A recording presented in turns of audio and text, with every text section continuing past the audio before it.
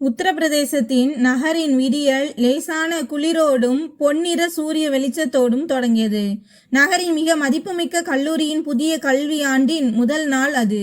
கல்லூரிக்கு வெளியே விலை உயர்ந்த கார்கள் நீண்ட வரிசையில் நின்று கொண்டிருந்தன.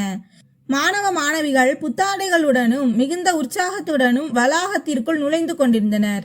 சரியாக அதே நேரத்தில் கூட்டத்திற்கு நடுவே இருந்து ஒரு ஒல்லியான பையன் மெல்ல கல்லூரியின் நுழைவாயிலை நோக்கி நடந்து வந்தான். அவனுடைய தோளில் ஒரு பழைய பை இருந்தது. கால்களில் தேய்ந்து போன காலணிகள். அவன் அணிந்திருந்த வெளிர் நீல நிற சட்டை பல இடங்களில் கிழிந்திருந்தது. அவன்தான் ஆரவ். நகரிலிருந்து சுமார் 70 கிலோமீட்டர் தொலைவில் உள்ள ஒரு சிறிய கிராமத்தைச் சேர்ந்தவன். ஒவ்வொரு நாளும் அதிகாலை 4 மணிக்கே எழுந்து விடுவான். கிராமத்தில் செய்தித்தாள்களை போடுவான். பிறகு முதல் பேருந்தை பிடித்து கல்லூரிக்கு வருவான். அவனது தந்தை பல ஆண்டுகளுக்கு முன்பே இறந்துவிட்டார். வீட்டில் அவனது தாய் சாவித்திரி மட்டும்தான் இருந்தார். அவர் தையல் வேலை செய்து எப்படியோ குடும்பத்தை நடத்தி கொண்டிருந்தார்.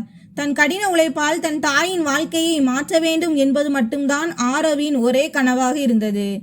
அதே நேரத்தில் ஒரு கருப்பு நிற ஆடம்பர கார் கல்லூரியின் முதன்மை நுழைவாயிலில் வந்து நின்றது. காரில் இருந்து இறங்கினாள் அனன்யா. அவள் நகரின் புகழ்பெற்ற தொழிலதிபர் விக்ரம் மல்ஹோத்ராவின் ஒரே மகள். கல்லூரி முழுவதிலும் அவளுக்கென்று ஒரு தனி அந்தஸ்து இருந்தது. விலை உயர்ந்த ஆடைகள், அசாத்திய தன்னம்பிக்கை மற்றும் நண்பர்கள் கூட்டம் எப்போதும் அவளோடு இருக்கும். அவளுடைய பார்வை ஆரவின் கிழிந்த சட்டையின் மீது விழுந்ததும் அவள் உரக்க சிரித்தாள். அவள் சத்தமான குரலில், "உன் சட்டை கூட உன்னிடம் தோற்றுவிட்டது போலிருக்கிறது. முதலில் ஒரு புதிய சட்டையை வாங்கு, பிறகு இந்த கல்லூரியில் பெரிய கனவுகளை காணலாம்" என்று கூறினாள். அவளது நண்பர்களும் அதை கேட்டு வாய்விட்டு சிரித்தனர். சில மாணவர்கள் தங்கள் மொபைல் போன்களை எடுத்து வீடியோ எடுக்க தொடங்கினர். வளாகமே ஆரவை பார்த்து சிரித்து கொண்டிருந்தது. ஆரவ் சில நொடிகள் நின்றான். தன் சட்டையை பார்த்தான். பிறகு அமைதியான முகத்தோடு அனன்யாவின் கண்களை நேராக பார்த்து, "மேடம், ஆடைகள் ஒரு மனிதனின் சூழ்நிலையை, வறுமையை காட்டலாமே தவிர அவனது இலக்கை தீர்மானிக்க முடியாது. சட்டைதான் கிழிந்திருக்கிறது, என் கனவுகள் அல்ல" என்று கூறினான். இவ்வளவு சொல்லிவிட்டு அவன் சற்றும் கோவப்படாமல் தன் வகுப்பறையை நோக்கி நடந்தான். அவன் பேசியதை கேட்டு சில நொடிகள் அங்கே மயான அமைதி நிலவியது. ஆனால் மீண்டும் அந்த கூட்டம் சிரிக்க தொடங்கியது. தூரத்தில் நின்று கொண்டிருந்த கல்லூரியின் வயதான காவலாளி ராம் இதையெல்லாம் பார்த்துவிட்டு மெதுவாக, "காலம்தான் எல்லாவற்றிற்கும் பெரிய பதிலை சொல்லும் மகளே" என்றார். அனன்யா அவரது வார்த்தைகளை கண்டுகொள்ளவில்லை. முதல் நாளே பேராசிரியர் சந்தீப் ஒட்டுமொத்த வகுப்பிற்கும் ஒரு திடீர் தேர்வு வைத்தார். மாணவர்கள் அனைவரும் பதற்றமடைந்தனர். 30 நிமிடங்களுக்கு பிறகு விடைத்தாள்கள் சேகரிக்கப்பட்டன. அடுத்த பாட வேளையில் பேராசிரியர் தேர்வு முடிவுகளுடன் வந்து, "இந்த ஒட்டுமொத்த வகுப்பிலும் ஒரே ஒரு மாணவன் மட்டும்தான் அனைத்து கேள்விகளுக்கும் சரியான பதில்களை எழுதியிருக்கிறான்" என்றார். எல்லோருடைய பார்வையும் அனன்யாவை நோக்கியே சென்றது. ஆனால் பேராசிரியர் ஆரவ் என்று பெயரை கூறினார். வகுப்பறையை கைத்தட்டல்களால் அதிர்ந்தது.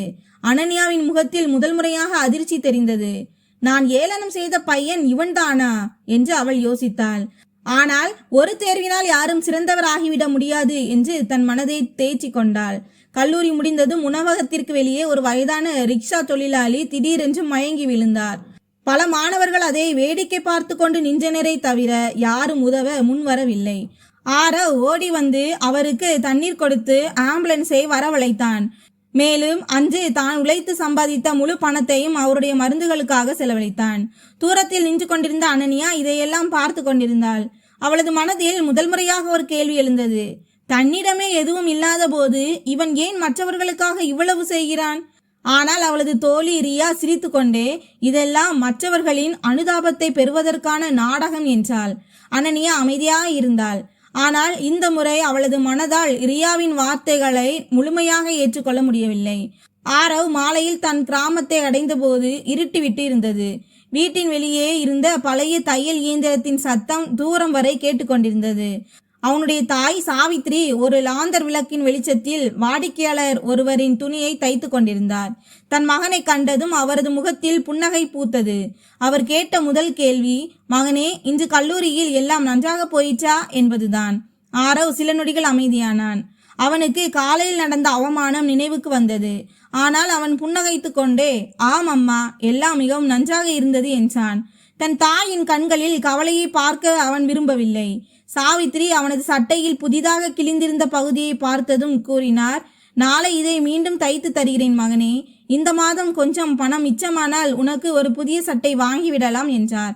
ஆரவ் உடனே அவரது கைகளை பற்றி கொண்டு, புதிய சட்டை அப்புறம் வாங்கலாம் அம்மா, முதலில் உங்களுக்கு மருந்துகள் வாங்க வேண்டும் என்றான். இதை கேட்டதும் சாவித்திரியின் கண்கள் கலங்கின. அன்றிரவு ஆரவ் உணவருந்திவிட்டு சிறிதும் ஓய்வெடுக்காமல் கிராமத்து குழந்தைகளுக்கு பாடம் சொல்லிக் கொடுக்க சென்றான். இந்த பணத்தை கொண்டுதான் வீட்டிற்கு தேவையான மளிகை பொருட்கள் வாங்க முடியும் என்பதை அவன் அறிவான். டியூஷன் முடிந்ததும் நள்ளிரவு வரை அவன் அமர்ந்து படித்தான். அவனது பழைய டைரியின் முதல் பக்கத்தில் அவனது மறைந்த தந்தையின் கையெழுத்தில் இப்படி எழுதப்பட்டிருந்தது: மகனே, வறுமை என்பது ஒருபோதும் வெட்கப்பட வேண்டிய விஷயம் அல்ல. மனிதன் கடின உழைப்பை கைவிடும்போதுதான் வெட்கப்பட வேண்டும். ஒவ்வொரு இரவையும் போல அன்றைக்கும் அவன் அந்த வரிகளை படித்துவிட்டு, எவ்வளவு தடைகள் வந்தாலும் தோல்வியை ஒப்புக்கொள்ள மாட்டேன் என்று தனக்குள்ளே சபதம் செய்து கொண்டான். மறுபுறம் நகரில் உள்ள தனது ஆடம்பர பங்களா அறையில் அமர்ந்திருந்த அனனியாவுக்கு கல்லூரியில் நடந்த அதே சம்பவம்தான் மீண்டும் மீண்டும் நினைவுக்கு வந்து கொண்டிருந்தது. தான் ஏளனம் செய்த ஒரு பையன் எப்படி ஒட்டுமொத்த கல்லூரியிலேயே மிக அதிக மதிப்பெண்களை பெற்றான்? அது மட்டும் இல்லாமல் தன் முழு சம்பாத்தியத்தையும் ஒரு முன்பின் தெரியாத நபரை காப்பாற்ற எப்படி செலவழித்தான் என்பது அவளுக்கு புரியவில்லை. முதல் முறையாக அவளது அகந்தையை விட பெரியதொரு கேள்வி அவளுள் எழுந்திருந்தது. மறுநாள் கல்லூரியின் முதல்வர் அனைத்து மாணவர்களையும் அரங்குக்கு வரவழைத்தார். அவர் ஒரு முக்கிய அறிவிப்பை வெளியிட்டார். உத்தரப்பிரதேச மாநில அளவிலான கண்டுபிடிப்பு போட்டி அடுத்த மாதம் லக்னோவில் நடைபெற உள்ளது. இதில் வெற்றி பெறும் குழுவிற்கு 5 லட்சம் கல்வித்தொகை, பாராட்டு சான்றிதழ் மற்றும் தேசிய அளவில் தங்கள் திட்டத்தை சமர்ப்பிக்கும் வாய்ப்பும் கிடைக்கும். இதை கேட்டதும் அரங்கம் முழுவதும் கைத்தட்டல் ஒலியால் நிறைந்தது. அனன்யா உடனே தன் நண்பர்களுடன் இணைந்து ஒரு குழுவை உருவாக்கினாள். மறுபுறம் ஆரவ் தனியாக நின்று கொண்டிருந்தான். யாரும் அவனை தங்களது குழுவில் சேர்த்து கொள்ளவில்லை. சில மாணவர்கள் மெதுவாக, இது எவ்வளவு பெரிய ப்ராஜெக்ட், கிழிந்த சட்டைக்காரன் இதில் என்ன செய்ய போகிறான் என்று பேசிக்கொண்டனர். ஆரவ் யாரிடமும் எதுவும் கூறவில்லை. அவன் நேராக பதிவு செய்யும் இடத்திற்கு சென்று தனிநபர் போட்டியாளராக தன் பெயரை பதிவு செய்தான். அவனது பெயரை பதிவு செய்து கொண்டிருந்த பேராசிரியர் அவனை பார்த்து புன்னகையோடு, எங்களுக்கு உன்மீது நம்பிக்கை இருக்கிறது ஆரவ், உழைப்பை தொடரு என்றார். அதே நேரத்தில் தூரத்தில் நின்று கொண்டிருந்த அனன்யா கல்லூரியின் பேராசிரியர்கள் ஆரவிற்கு எவ்வளவு மரியாதை தருகிறார்கள் என்பதை முதல் முறையாக உணர்ந்தாள். அவளது மனதில் இருந்த ஆர்வம் இன்னும் அதிகமானது. அன்று மாலை ஆரவ் நூலகத்தில் தன் ப்ராஜெக்ட் வேலையில் ஈடுபட்டிருந்த போது கல்லூரியின் ஊழியர் ஒருவர் வேகமாக அவனிடம் வந்து, ஆரவ், முதல்வர் உன்னை உடனே அலுவலகத்திற்கு வர சொன்னார். உன் பெயருக்கு ஒரு சிறப்பான அரசு கடிதம் வந்திருக்கிறது என்றார். ஆரவ் அதிர்ச்சியடைந்தான். அந்த உரைக்குள் இருக்கும் ஒரு செய்தி தன் வாழ்க்கையின் திசையையே மாற்றப் போகிறது என்பதை அவன் சற்றும் எதிர்பார்க்கவில்லை. அந்த செய்தியை கேட்ட பிறகுதான் அனன்யா முதல் முறையாக அவனது கிழிந்த சட்டைக்கு பின்னால் ஒளிந்திருக்கும் உண்மை கதையை தெரிந்து கொள்ள முயற்சி செய்ய போகிறாள். ஆரவ் மெதுவாக முதல்வரின் அறைக்கதவை திறந்தான். உள்ளே முதல்வருடன் பேராசிரியர் சந்திப்பும் மாவட்ட கல்வித்துறையின் 2 அதிகாரிகளும் அமர்ந்திருந்தனர். மேஜை மீது வைக்கப்பட்டிருந்த அந்த அரசு உரையை பார்த்ததும் ஆரவின் மனதில் பல கேள்விகள் எழுந்தன. முதல்வர் புன்னகைத்து கொண்டே, ஆரவ், இது உன்னுடைய கடின உழைப்பிற்கு கிடைத்த பலன். ஒட்டுமொத்த மண்டலத்திலேயே உன்னுடைய சிறந்த மதிப்பெண்களின் காரணமாக உத்தரப்பிரதேச திறமைசாலி மாணவர் கல்வி தொகைக்கு நீ தேர்ந்தெடுக்கப்பட்டிருக்கிறாய். இனி உன்னுடைய மேல் படிப்பிற்கான முழு செலவையும் அரசே ஏற்கும். சில நொடிகள் ஆரவின் கண்கள் கலங்கின. அவன் 2 கைகளையும் கூப்பி, சார், இந்த மரியாதை எனக்குரியது அல்ல, என் தாயின் உழைப்பிற்குரியது. அவர் தனது எல்லா மகிழ்ச்சியையும் துறந்து என்னை படிக்க வைத்துள்ளார் என்றான். இதை கேட்டு அந்த அறையில் இருந்த அனைவரும் உணர்ச்சி வசப்பட்டனர். அதே நேரத்தில் அலுவலகத்திற்கு வெளியே நின்று கொண்டிருந்த அனன்யா இந்த முழு பேச்சையும் கேட்டுவிட்டாள். கிழிந்த சட்டையை மட்டும் பார்த்து எந்த பையனை எளியவன், பலவீனமானவன் என்று நினைத்தாலோ அவன் தன் கடின உழைப்பால் இவ்வளவு பெரிய கல்வி தொகையை வென்றிருக்கிறான் என்பதை அவளால் நம்பவே முடியவில்லை. அவளது மனதில் முதல் முறையாக குற்ற உணர்ச்சியின் லேசான வலி ஏற்பட்டது. ஆனால் அவள் அப்போதும் ஆரவிடம் எதுவும் பேசவில்லை. மறுநாள் கல்லூரி முழுவதும் ஆரோவின் கல்வி தொகை பற்றிய பேச்சுத்தான் இருந்தது. சில நாட்களுக்கு முன்பு அவனை கேலி செய்த அதே மாணவர்கள் இன்று அவனுக்கு கை கொடுத்து வாழ்த்துக்களை தெரிவித்துக் கொண்டிருந்தனர். அவனை பாராட்டி பேசினர். அப்போதும் ஆரவின் நடத்தை மாறவில்லை. அவன் எப்போதும் போல அடக்கமாகவே இருந்தான். ஒவ்வொருவருக்கும் புன்னகையுடன் நன்றி கூறினான். மதிய நேரத்தில் நூலகத்தில் இருந்து வெளியே வரும்போது கல்லூரியின் தோட்டக்காரர் வேலு கனமான உர மூட்டையை தூக்க சிரமப்பட்டு கொண்டிருந்தார். ஆரவ் உடனே அவரிடம் சென்று அந்த மூட்டையை தன் தோளில் தூக்கி சுமந்தான். வேலு புன்னகைத்து, மகனே, கடவுள் உன்னை மிகவும் உயர்ந்த இடத்திற்கு கொண்டு செல்வார். உன்னை போன்ற பிள்ளைகள்தான் இந்த நாட்டின் உண்மையான சொத்து என்றார். இந்த காட்சியையும் அனனியா தூரத்திலிருந்து பார்த்தாள். இப்போது அவளது மனதில் ஒரே ஒரு கேள்விதான் இருந்தது. நான் உண்மையிலேயே ஒரு நல்ல மனிதனை அவனது உடைகளை வைத்து மட்டுமே எடை போட்டு விட்டேனா? ஆனால் விதி அவர்கள் இருவரின் வாழ்க்கையிலும் ஒரு புதிய திருப்பத்தை கொண்டு வரவிருந்தது. அங்கு வெறும் போட்டி மட்டுமல்ல, ஒரு பெரிய உண்மையும் எல்லாவற்றையும் மாற்றப் போகிறது. லக்னோவில் நடக்கவிருக்கும் மாநில அளவிலான கண்டுபிடிப்பு போட்டிக்கு இன்னும் 10 நாட்களே மீதம் இருந்தன. கல்லூரி முழுவதும் தயாரிப்புகள் தீவிரமாக நடந்து கொண்டிருந்தன. அப்போது ஒரு பெரிய பிரச்சனை ஏற்பட்டது. அனனியாவின் குழுவில் இருந்த 2 உறுப்பினர்கள் திடீரென போட்டியிலிருந்து விலகினர். விதிகளின்படி குழு முழுமையாக இல்லாவிட்டால் அவர்களின் பதிவு ரத்து செய்யப்படலாம்.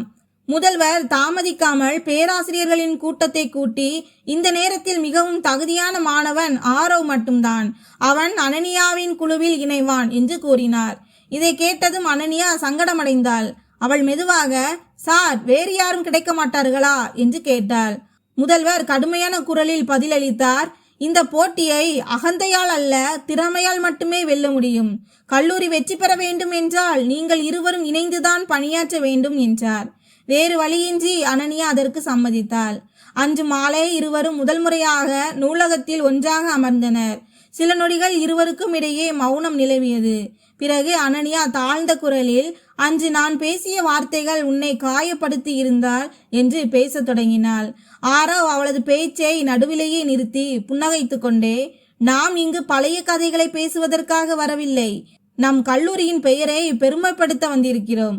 வாருங்கள், வேலையை தொடங்கலாம் என்றான். அனனியா வியந்து போனாள். ஆரவ் தன்னை குத்தி காட்டி பேசுவான் என்று அவள் எதிர்பார்த்தாள். ஆனால் அவன் அப்படி எதுவுமே செய்யவில்லை. அடுத்த சில நாட்களுக்கு இருவரும் காலையிலிருந்து மாலை வரை ப்ராஜெக்ட் வேலையில் தீவிரமாக ஈடுபட்டனர். இந்த இடைப்பட்ட காலத்தில் அனனியா ஒரு விஷயத்தை கவனித்தாள். ஒவ்வொரு நாளும் கல்லூரி முடிந்த பிறகு ஆரவ் வேறு எங்கோ சென்றான். அவன் நேராக வீட்டிற்கு திரும்புவதில்லை. ஒரு நாள் மாலை ஆர்வம் தாங்காமல் அனனியா அவனுக்கு தெரியாமல் அவனை பின்தொடர்ந்தாள். ஆரவ் நகரில் உள்ள ஒரு அரசு மருத்துவமனைக்கு சென்றான். அவன் நேராக பொது வார்டுக்குள் சென்று அங்கு படுத்திருந்த ஒரு வயதான ஆசிரியரின் அருகில் அமர்ந்தான். அவருக்கு தேவையான மருந்துகளை வாங்கி கொடுத்து பழங்களை வழங்கி அவரோடு நீண்ட நேரம் பேசிக் கொண்டிருந்தான். அனனியா கதவுக்கு வெளியே நின்று இதையெல்லாம் பார்த்து கொண்டிருந்தாள். அந்த வயதான ஆசிரியர் உணர்ச்சி வசப்பட்டு, மகனே, நீ ஒவ்வொரு மாதமும் எனக்கு உதவவில்லை என்றால் என் சிகிச்சை பாதியிலேயே நின்றிருக்கும் என்றார். ஆரவ் அவரது கைகளை பற்றி கொண்டு, டீச்சர், என் சிறு வயதில் நீங்கள் என்னிடம் கட்டணம் வாங்காமல் பாடம் சொல்லிக் கொடுத்தீர்கள். இன்று நான் இந்த நிலைக்கு உயர்ந்திருக்கிறேன் என்றால் அதற்கு நீங்கள்தான் காரணம். இது உதவி அல்ல, என் கடமை என்றான். இதை கேட்டதும் அனனியாவின் கண்கள் கலங்கின. எந்த பையனின் கிழிந்த சட்டையை பார்த்து தான் கேலி செய்தாலோ அவனது உண்மையான அடையாளம் அவனது ஆடைகள் அல்ல, அவனது உயர்ந்த குணம் என்பதை அவள் முதல் முறையாக உணர்ந்தாள். ஆனால் அதே நேரத்தில் மருத்துவமனையின் மருத்துவர் அவசரமாக வெளியே வந்து, ஆரவ், உன் தாயாரின் மருத்துவ அறிக்கை வந்துவிட்டது. நாங்கள் உன்னிடம் உடனே ஒரு முக்கிய விஷயம் பேச வேண்டும் என்றார். மருத்துவரின் அந்த தீவிரமான குரலை கேட்டதும் ஆரவின் முகம் வெளுத்து போனது. மருத்துவர் ஆரவை தனது அறைக்கு அழைத்து சென்றார். வெளியே நின்று கொண்டிருந்த அனனியாவின் இதய துடிப்பும் வேகமாக அதிகரித்தது. சில நிமிடங்களுக்கு பிறகு மருத்துவர் அமைதியான குரலில், பயப்படாதீர்கள், உங்கள் தாயாரின் நிலை இப்போது கட்டுப்பாட்டுக்குள் உள்ளது. ஆனால் அவருக்கு நீண்டகால சிகிச்சையும் வழக்கமான மருந்துகளும் தேவைப்படும். சிகிச்சைக்கு கொஞ்சம் செலவாகும் என்றார். இதை கேட்டதும் ஆரவ் ஒரு நொடி கூட யோசிக்காமல், டாக்டர், அதற்காக நான் இரவும் பகலும் உழைக்க வேண்டி இருந்தாலும் பரவாயில்லை. ஆனால் என் தாயின் சிகிச்சை ஒருபோதும் நின்றுவிடக் கூடாது என்றான். அவனது பேச்சை கேட்டு மருத்துவர் நெகிழ்ந்து போய், மகனே, உன்னை போன்ற பிள்ளைகள் எல்லாருக்கும் கிடைப்பதில்லை என்றார்.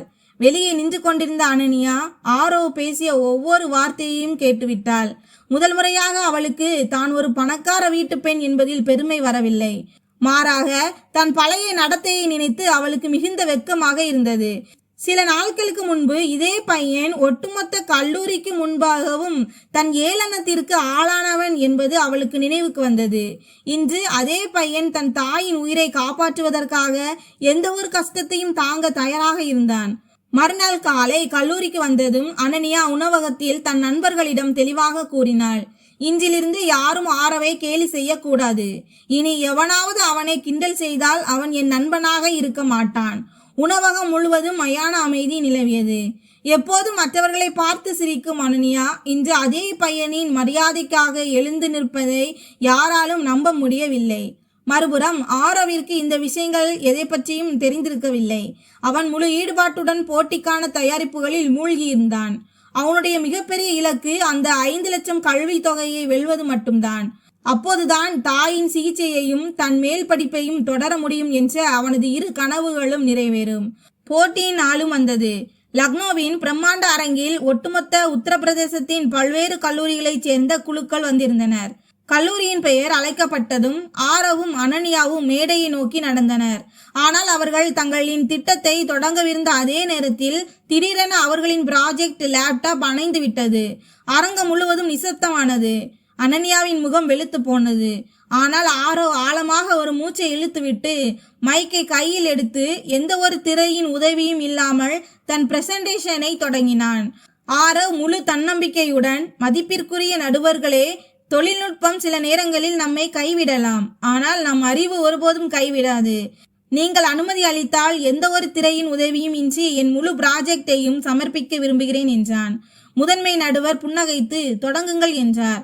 அடுத்த 15 நிமிடங்களுக்கு அந்த அரங்கம் முழுவதும் ஆரோவின் குரல் மட்டுமே எதிரொலித்தது. அவன் அவ்வளவு எளிய மொழியிலும் தெளிவான உதாரணங்களுடனும் தன் கருத்துக்களை முன்வைத்ததால் அங்கிருந்த அனைவரும் அதை உன்னிப்பாக கவனித்து கேட்டனர். அனனியாவும் அவனையே வியப்புடன் பார்த்து கொண்டிருந்தாள்.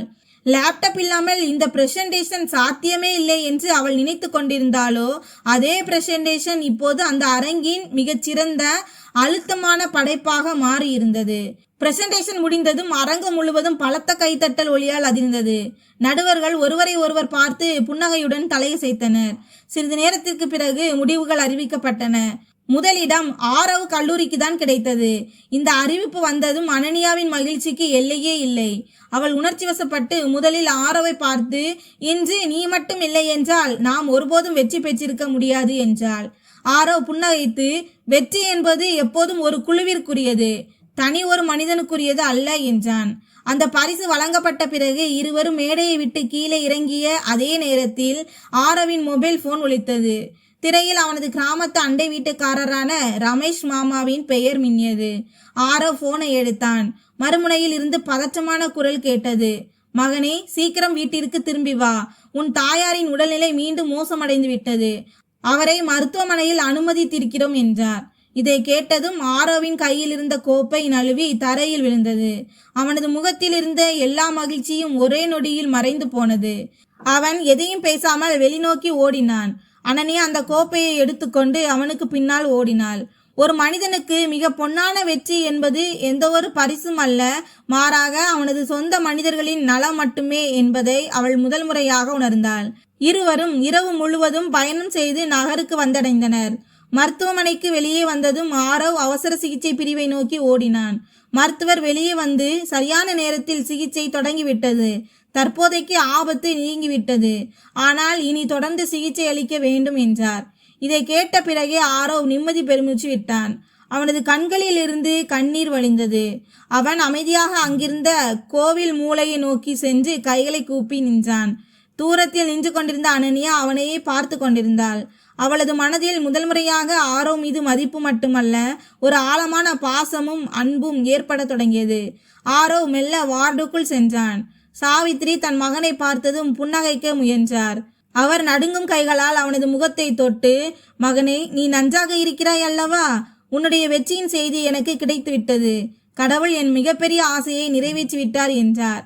ஆரவ் அவரது உள்ளங்கையை தன் நெற்றியில் வைத்துக்கொண்டு, அம்மா, என்னுடைய ஒவ்வொரு வெற்றியும் உங்களுடைய ஆசீர்வாதத்தினால் தான். நீங்கள் சீக்கிரம் குணமடைந்து விடுங்கள், எனக்கு அதை தவிர வேறு எதுவும் வேண்டாம் என்றான். கதவுக்கு வெளியே நின்று கொண்டிருந்த அனனியாவின் கண்களிலிருந்து கண்ணீர் கொட்டியது. சில நாட்களுக்கு முன்பு இதே பையனின் கிழிந்த சட்டையை பார்த்து எல்லோர் முன்னிலையிலும் தான் அவமானப்படுத்தியது அவளுக்கு நினைவுக்கு வந்தது. இன்று அதே பையன் தன் தாய்க்காக ஒவ்வொரு வழியையும் புன்னகையுடன் தாங்கி கொண்டிருந்தான். அப்போது மருத்துவமனையின் மூத்த செவிலியர் ஒருவர் அனனியாவின் அருகில் வந்து, நீங்கள் ஆரவின் தோழியா என்று கேட்டார். அனனியா மெதுவாக தன் தலையை அசைத்தாள். செவிலியர் புன்னகைத்து, உங்களுக்கு தெரியாது என்று நினைக்கிறேன். இவனுக்கு கல்வி தொகையோ அல்லது டியூஷன் மூலமாகவோ பணம் கிடைக்கும் போதெல்லாம் இவன் முதலில் தன் தாய்க்குத்தான் மருந்து வாங்குவான். மீதமுள்ள பணத்தை கொண்டு இங்குள்ள ஏழை நோயாளிகளுக்கு உதவி செய்வான். ஆனால் இதை பற்றி யாரிடமும் சொல்ல வேண்டாம் என்று எங்களிடம் கூறிவிட்டான் என்றார். இதை கேட்டதும் அனனியா தலை குனிந்தாள். அவள் தன் மனதிற்குள், நான் எவ்வளவு பெரிய அநீதியை செய்துவிட்டேன், ஒரு மனிதனை அவனது உடைகளை கொண்டு எடை போட்டு விட்டேனே என்று வருந்தினாள். மறுநாள் கல்லூரியில் அனைத்து மாணவர்களும் ஆரோ மற்றும் அனனியாவின் வெற்றி கொண்டாட்டத்திற்காக காத்திருந்தனர். இருவரும் கல்லூரிக்குள் நுழைந்ததும் வளாகம் முழுவதும் கைத்தட்டல் ஒலியால் நிறைந்தது. முதல்வர் இருவரையும் மேடைக்கு அழைத்தார். ஆனால் அங்கிருந்த அனைவருக்கும் ஆச்சரியம் அளிக்கும் வகையில் அனனியா மைக்கை கையில் எடுத்து பேச தொடங்கினாள். இன்று நான் இந்த மேடையில் ஒரு உண்மையை ஒப்புக்கொள்ள விரும்புகிறேன். சில நாட்களுக்கு முன்பு ஆரோவின் கிழிந்த சட்டையை பார்த்து நான் அவனை கேலி செய்தேன். பணம் மட்டும்தான் ஒரு மனிதனின் அடையாளம் என்று நான் நினைத்தேன். ஆனால் நான் மிகப்பெரிய தவறு செய்துவிட்டேன். உண்மையான பணக்காரத்தனம் என்பது வங்கி சேமிப்பில் இல்லை, மாறாக ஒரு மனிதனின் குணம், வளர்ப்பு மற்றும் பிறருக்கு உதவும் நல் மனதில்தான் இருக்கிறது என்பதை ஆரோ எனக்கு கற்றுக் கொடுத்துள்ளான். இந்த ஒட்டுமொத்த கல்லூரிக்கு முன்பாகவும் நான் ஆரோவிடம் மனமாற மன்னிப்பு கேட்டுக்கொள்கிறேன். அரங்கம் முழுவதும் ஒரு நிமிடம் அமைதியானது. அடுத்த கணமே பலத்த கைத்தட்டல் ஒலிகள் எழுந்தன. ஆரோ புன்னகைத்தான். அவன் மேடையை விட்டு கீழே இறங்கி அனனியாவின் அருகில் சென்று, தவற்றை ஒப்புக்கொள்வதுதான் ஒரு மனிதனின் மிகப்பெரிய வெற்றி. நீ என்னை முதல் முறையாக மரியாதையோடு பார்த்த அன்றே நான் உன்னை மன்னித்து விட்டேன் என்றான். இதை கேட்டதும் அனனியாவின் கண்களிலிருந்து மீண்டும் கண்ணீர் வழிந்தது. கிழிந்த சட்டை ஒருபோதும் ஒரு மனிதனின் அடையாளம் ஆகாது என்பதும், நல்ல குணமே வாழ்நாள் முழுவதும் அவனுக்கான அடையாளமாக மாறும் என்பதும் அவளுக்கு இப்போது புரிந்திருந்தது. சில நாட்களுக்கு பிறகு கல்லூரியின் வருடாந்திர பாராட்டு விழா நடைபெற்றது. உத்தரப்பிரதேசத்தின் கல்வி அமைச்சர் இதில் முதன்மை விருந்தினராக கலந்து கொண்டார். அரங்கம் முழுவதும் மாணவர்கள், பேராசிரியர்கள் மற்றும் பெற்றோர்களால் நிறைந்திருந்தது. மேடையில் இருந்து முதல்வர் கூறினார், இன்று நாம் ஒரு திறமையான மாணவனை மட்டும் பாராட்டவில்லை, மாறாக தன் நற்பண்புகளால் இந்த ஒட்டுமொத்த கல்லூரிக்கும் ஒரு புதிய பாடத்தை கற்றுக் கொடுத்த ஒரு இளைஞனை பாராட்டுகிறோம். அடுத்த கணமே அவர் உரத்த குரலில் ஆரோ என்று ஆரோ பெயரை அழைத்தார். அரங்கம் முழுவதும் கைத்தட்டல் இடியென முழங்கியது. ஆரோ மேடைக்கு வந்ததும் கல்வி அமைச்சர் அவருக்கு பாராட்டு சான்றிதழையும் சிறப்பு கல்வி தொகையையும் வழங்கினார். பிறகு அவர் புன்னகையுடன், மகனே, இன்று உன்னுடைய வாழ்க்கையின் மிகப்பெரிய வெற்றியை நீ தேர்ந்தெடுக்க வேண்டும் என்றால் அது எதுவாக இருக்கும் என்று கேட்டார். ஆரவ் ஒரு நொடி கூட யோசிக்காமல், சார், எனக்கு மிகப்பெரிய வெற்றி என்பது எந்த ஒரு கோப்பையோ அல்லது பரிசோ அல்ல. என் தாய் புன்னகையோடு, இனி உன்னுடைய எதிர்காலத்தை பற்றி எனக்கு கவலை இல்லை என்று சொல்லும் அந்த நாள்தான் எனக்கு மிகப்பெரிய வெற்றி என்று பதிலளித்தான். அரங்கம் முழுவதும் சில நொடிகள் அமைதியானது. பிறகு பலத்த கைத்தட்டல் ஒலி எழுந்தது. பலருடைய கண்கள் கலங்கியிருந்தன. அதே நேரத்தில் அனனியா மேடைக்கு வந்தாள். அவள் ஒட்டுமொத்த கல்லூரிக்கு முன்பாகவும் ஆரோவின் தாய் சாவித்திரியின் பாதங்களை தொட்டு வணங்கி, ஆண்டி, நான் உங்கள் மகனை அவனது உடைகளை வைத்து எடை போட்டு மிகப்பெரிய தவறு செய்துவிட்டேன். இன்று நான் உங்களிடம் மன்னிப்பு கேட்டுக்கொள்கிறேன். நீங்கள் உண்மையிலேயே ஒரு சிறந்த மனிதனை வளர்த்தெடுத்திருக்கிறீர்கள் என்றாள். சாவித்திரி அவளை அணைத்து கொண்டு, மகளே, தவற்றை விட பெரிய மனிதன் யாரென்றால் அதை ஒப்புக்கொள்பவன்தான். இன்றையிலிருந்து நீயும் என் மகள் போன்றவள்தான் என்றார். இந்த காட்சியை கண்டு அரங்கில் அமர்ந்திருந்த அனைவரும் நெகிழ்ந்து போயினர். விழா முடிந்த பிறகு விக்ரம் மல்ஹோத்ரா, அனன்யாவின் தந்தை, ஆரோவிடம் வந்தார். அவர், மகனே, உனக்கு விருப்பம் இருந்தால் என் கம்பெனியில் உனக்காக இன்றே ஒரு பெரிய வேலை தயாராக இருக்கிறது என்றார். ஆரவ் பணிவுடன் புன்னகைத்து, சார், என் மீது வைத்த நம்பிக்கைக்கு நன்றி. ஆனால் முதலில் என் படிப்பை முடித்துவிட்டு என் சொந்த உழைப்பில் முன்னேற வேண்டும் என்பதே என் கனவு. என் அடையாளம் என் கடின உழைப்பால் உருவாக வேண்டுமே தவிர யாருடைய பரிந்துரையாலும் வரக்கூடாது என்று நான் விரும்புகிறேன் என்று பதிலளித்தான். விக்ரம் மல்ஹோத்ரா பெருமையுடன் அவனது கைகளை பற்றி கொண்டு, இந்த சிந்தனை தான் உன்னை மிக உயர்ந்த இடத்திற்கு கொண்டு செல்லும் என்றார். சுமார் 3 ஆண்டுகளுக்கு பிறகு ஆரவ் தன் கடின உழைப்பால் ஒரு மதிப்புமிக்க அரசு பணி தேர்வில் தேர்ச்சி பெற்றான். அவனுக்கான பணி நியமன கடிதம் வீட்டிற்கு வந்த அன்று அவன் முதலில் அந்த கடிதத்தை தன் தாயின் கைகளில் கொடுத்தான். சாவித்திரியின் கண்களிலிருந்து ஆனந்த கண்ணீர் வழிந்தது. அவர் வானத்தை பார்த்து, இன்றே உன் தந்தையின் கனவு நனவாகி விட்டது என்றார். அன்று மாலை அனன்யா தனது பழைய கல்லூரி வளாகத்தில் நின்று கொண்டிருந்தாள். அவளது பார்வை அன்று தான் ஆரவின் கிழிந்த சட்டையை பார்த்து கேலி செய்த அதே இடத்தின் மீது விழுந்தது. அவள் மெதுவாக, அன்று நான் ஆடைகளை மட்டுமே பார்த்து கொண்டிருந்தேன், மனிதனை அடையாளம் காண தவறிவிட்டேன் என்று தனக்குள்ளே கூறினாள். தூரத்திலிருந்து ஆரவ் அங்கு வந்தான். இருவரும் புன்னகைத்து கொண்டனர். இந்த முறை அவர்கள் இருவருக்கும் இடையே அகந்தையோ புகாரோ இல்லை, மாறாக மரியாதை மட்டுமே இருந்தது. நண்பர்களே, ஒருபோதும் ஒரு மனிதனின் மதிப்பை அவனது ஆடைகள், பணம் அல்லது அந்தஸ்தை கொண்டு எடை போடாதீர்கள். உண்மையான அடையாளம் அவனது குணம், கடின உழைப்பு, நேர்மை மற்றும் பிறருக்காக அவன் செய்யும் நற்செயல்களில்தான் இருக்கிறது. காலம் எப்போதும் உண்மையை வெளிக்கொண்டு வந்தே தீரும். இந்த கதை உங்கள் இதயத்தை தொட்டிருந்தால் வீடியோவை லைக் செய்யுங்கள். உங்கள் நண்பர்கள் மற்றும் குடும்பத்தினருடன் தவறாமல் பகிர்ந்து கொள்ளுங்கள். இது போன்ற புதிய, உண்மையான மற்றும் ஊக்கமளிக்கும் கதைகளை கேட்க நமது சேனலை சப்ஸ்கிரைப் செய்யுங்கள். நன்றி.